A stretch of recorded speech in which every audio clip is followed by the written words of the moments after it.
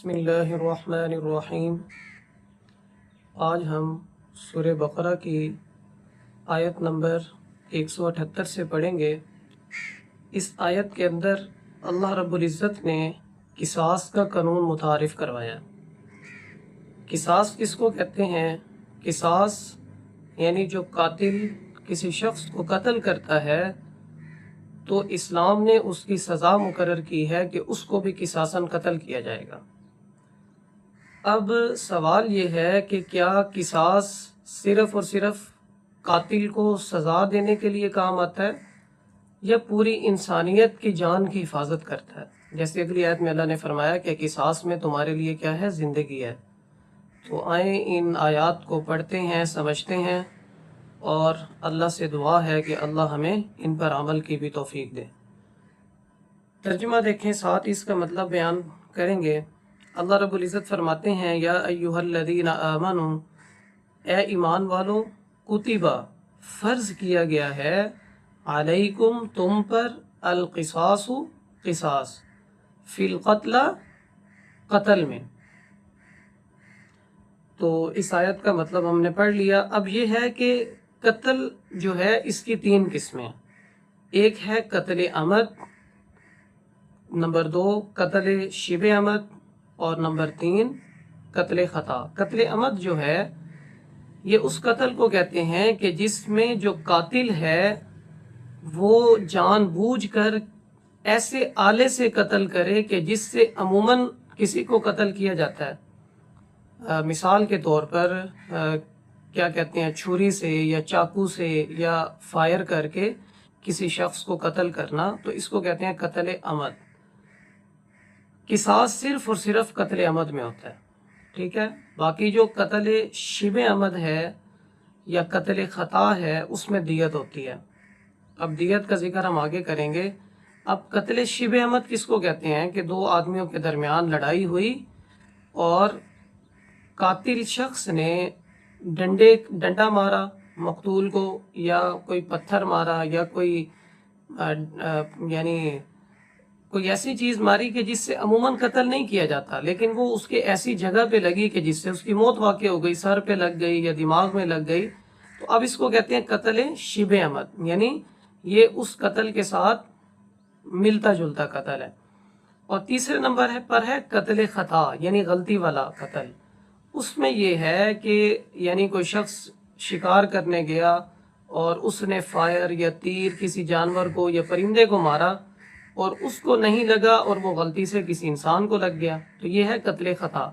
یا کسی شخص نے کوئی کنواں کھودا پانی کے لیے اور اس نے جو ہے اس کے ارد گرد باڑ نہیں لگائی اور رات کو اندھیرے میں اس کنویں میں گر کر کوئی شخص مر گیا، تو اب یہ سارے قتل خطا ہیں کہ اس نے کنواں کسی کو قتل کرنے کے لیے نہیں خریدا تھا، ہاں لیکن اس کی غلطی ہے کہ اس نے باڑ نہیں لگائی، تو اس کو کہتے ہیں قتل خطا۔ تو قصاص صرف اور صرف کس میں ہے؟ قتل عمد میں ہے۔ پھر اس میں بھی ایک تفصیل ہے، وہ یہ ہے کہ اگر باپ اپنی اولاد کو قتل کریں، یعنی والدین اپنی اولاد میں سے کسی کو قتل کریں، یعنی والدہ یا والد، تو ان کو قصاص میں قتل نہیں کیا جائے گا۔ لیکن اگر اولاد اپنے والدین کو قتل کرے گی تو ان کو قصاص میں قتل کیا جائے گا۔ اور پھر دوسری صورت یہ ہے قصاص کے ختم ہونے کی، وہ یہ ہے کہ اگر مقتول کے جو قریبی ورثاء ہیں، مطلب مقتول کی بیوی ہے، مقتول کے بچے ہیں، مقتول کے والدین ہیں، اگر ان میں سے کوئی ایک بھی کہہ دے کہ میں قصاص نہیں لینا چاہتا، میں دیت لینا چاہتا ہوں، تو پھر بھی جو ہے وہ قاتل سے قصاص کیا ہو جائے گا؟ ختم ہو جائے گا اور وہ دیت ادا کرے گا۔ آگے اللہ نے فرمایا الحر بالحر والعبد بالعبد، یعنی قصاص لیا جائے گا آزاد سے آزاد کے بدلے میں، والعبد بالعبد غلام سے غلام کے بدلے میں، والانثى بالانثى اور عورت کو قصاصاً قتل کیا جائے گا عورت کے بدلے میں۔ اب اس آیت کے حصے میں اللہ رب العزت نے جاہلیت کا جو ایک قانون تھا، جو ایک یعنی ظلم تھا، اس کو ختم کیا۔ وہ ظلم یہ تھا کہ اگر کوئی مالدار خاندان کا آدمی کسی غریب کو قتل کرتا تو اس سے قصاص نہیں لیا جاتا تھا، اور اگر کوئی غریب کسی مالدار کو قتل کر دیتا تو اس کے بدلے میں غریب خاندان سے 2 بندے قتل کیے جاتے قصاص میں ہیں۔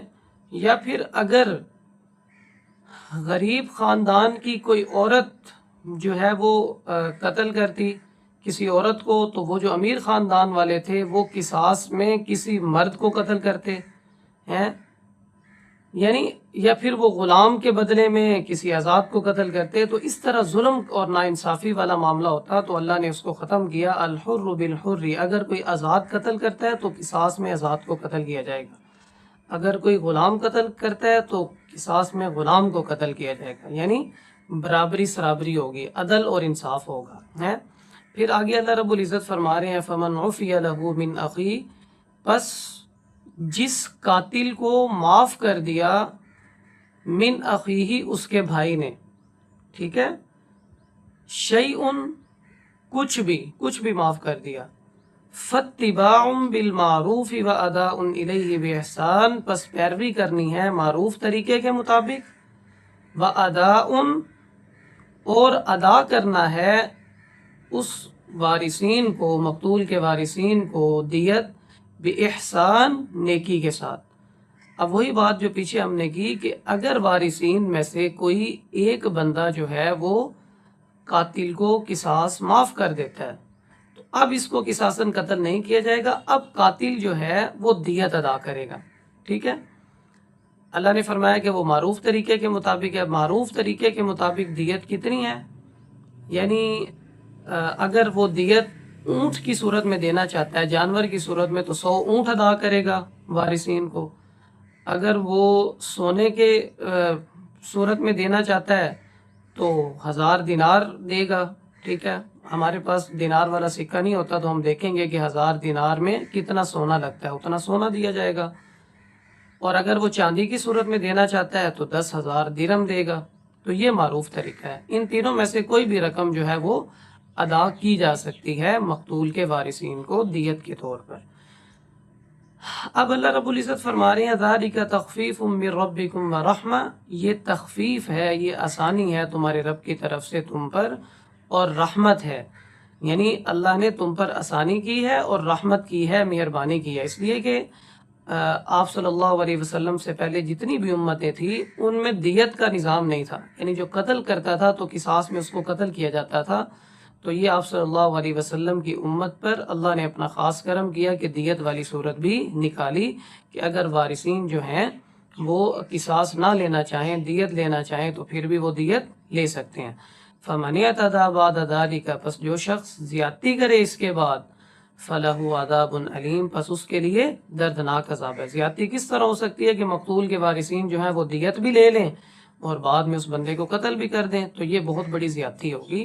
تو اللہ نے کہا کہ اگر کوئی ایسی زیادتی کرے گا تو اس کے لیے دردناک عذاب ہے اللہ کے پاس۔ اب آگے فرمایا وَلَكُمْ فِي الْقِصَاصِ، اور تمہارے لیے قصاص میں زندگی ہے، یا اولی الالباب، اے عقل والو، لعلکم تتقون، تاکہ تم کیا بن جاؤ؟ پرہیزگار بن جاؤ۔ اب قصاص میں زندگی کیسے ہے؟ سوال یہ ہوتا ہے کہ قصاص میں تو یعنی ایک انسان کو دوسرے انسان کے بدلے میں قتل کیا جاتا ہے، یعنی اس میں تو جانی نقصان ہے، زندگی کا نقصان ہے، کہ پہلے قاتل نے مقتول کو قتل کیا، پھر مقتول کہ ورثاء جو ہیں وہ قصاصاً قاتل کو قتل کریں گے، تو اس صورت میں تو 2 جانیں چلی گئی۔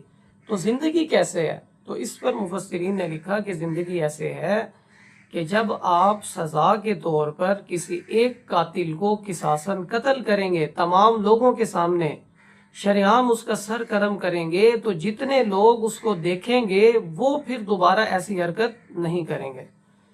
اور جن ممالک میں اسلامی قانون، اسلامی حدود نافذ ہیں تو وہاں جرم جو ہے نہ ہونے کے برابر ہوتا ہے، یعنی ہوتا بھی ہے تو بہت کم ہوتا ہے۔ جیسے سعودی عربیہ میں شرعی حدود نافذ ہیں، وہاں پر چوری دیکھیں پورے سال کے اندر گنے چنے لوگ ہوتے ہیں جن کے ہاتھ کاٹے جاتے ہیں، کوئی بہت ہی کم کیسز قتل والے آتے ہیں، 5، 10، 15، یعنی 20 پورے سال کے اندر ہیں، یعنی نہ ہونے کے برابر کیسز آتے ہیں، اس لیے کہ وہاں ان کو پتہ ہے کہ اگر چوری کریں گے تو ہاتھ کٹ جائے گا، معذور ہو جائیں گے۔ تو جن ممالک میں جس طرح ہمارے ممالک میں بھی یہ جو شرعی حدود نافذ نہیں ہے تو جرم اس وجہ سے زیادہ ہوتا ہے کہ اسے پتہ ہے کہ اگر مجھے سزا بھی ہو گئی تو 5 سال 6 سال میں جیل کاٹ لوں گا یا میں کچھ جرمانہ دے دوں گا ہے. تو اس لیے اللہ نے فرمایا کہ تم کیا کرو, قصاص لو, اس لیے کہ قصاص میں تمہارے لیے کیا ہے, زندگی ہے. اللہ رب العزت سے دعا ہے کہ اللہ رب العزت ہمارے ملک میں بھی شرعی حدود نافذ کریں اور ہمارے ملک کو امن اور سلامتی کا گہوارہ بنائیں. وما علینا الا البلاغ.